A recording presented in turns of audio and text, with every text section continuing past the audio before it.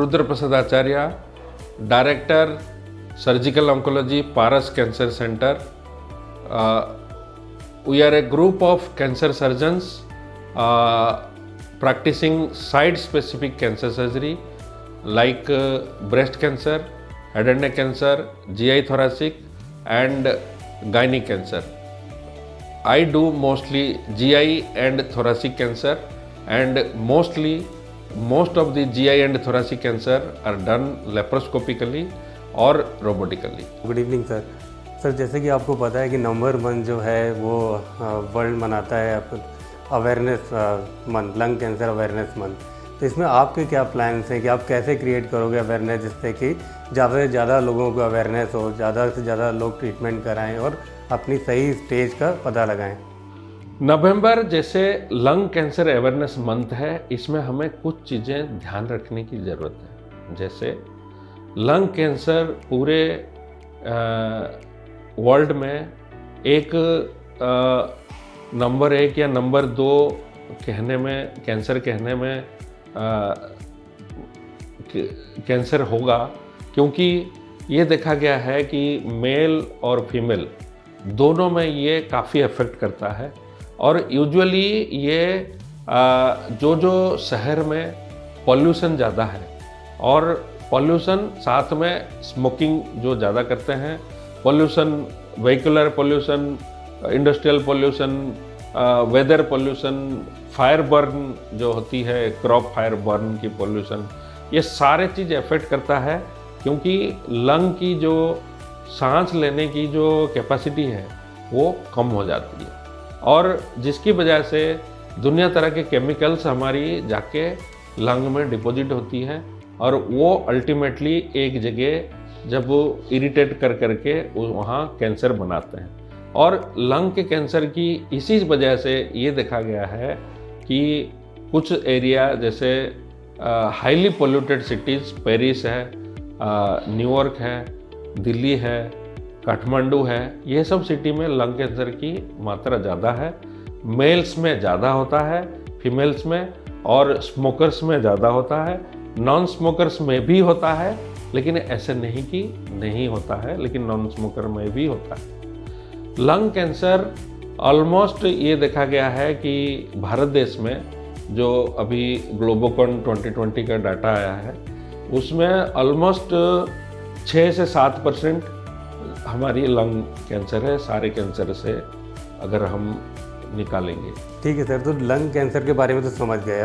अब अगला सवाल है कि इसके क्या कॉजेज़ हैं और ये स्टेजेस होती क्या हैं. इसका जो प्रेजेंटेशन है वो यूजुअली होता है कि मुंह से खून आना, खांसी लगातार होना, खांसी नहीं रुकता है, रात को आप बार बार जगते हैं, और जब वो खांसी में खून आता है तब आप डॉक्टर को जाके देखते हैं, वो एक्सरे करते हैं, और अगर एक्सरे में डाउट हुआ तो सीटी स्कैन करेंगे, जिसमें हमारे लंग्स में गांठ एक जगह मिलने की चांसेस है.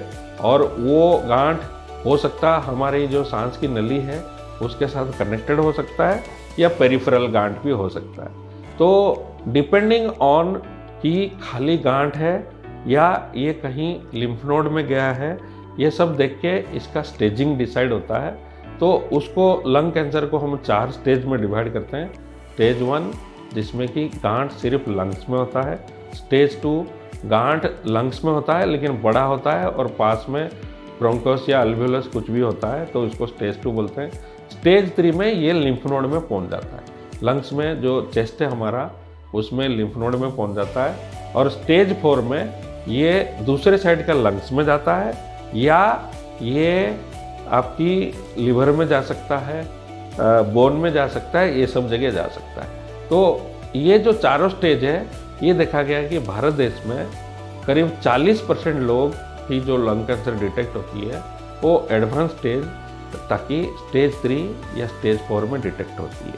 ठीक है सर, तो आप ये समझ में आ गया कि लंग कैंसर के ये स्टेजेस होते हैं, पर हर स्टेज में क्या ट्रीटमेंट अलग होते हैं, और होते हैं तो क्या ट्रीटमेंट होते हैं इसके? स्टेज 1 और स्टेज 2 में इसकी ट्रीटमेंट सर्जरी होती है. आजकल दूरबीन द्वारा वैट्स बोलते हैं, वीडियो असिस्टेड थोरैकोस्कोपिक सर्जरी, जिसके थ्रू लंग्स का एक पोर्शन जिसको हम लोबेक्टोमी कर बोलते हैं, उसको हम निकाल देते हैं, जिससे ये हमारा लंग कैंसर की पूरा कम्प्लीटली क्योर हो सकता है।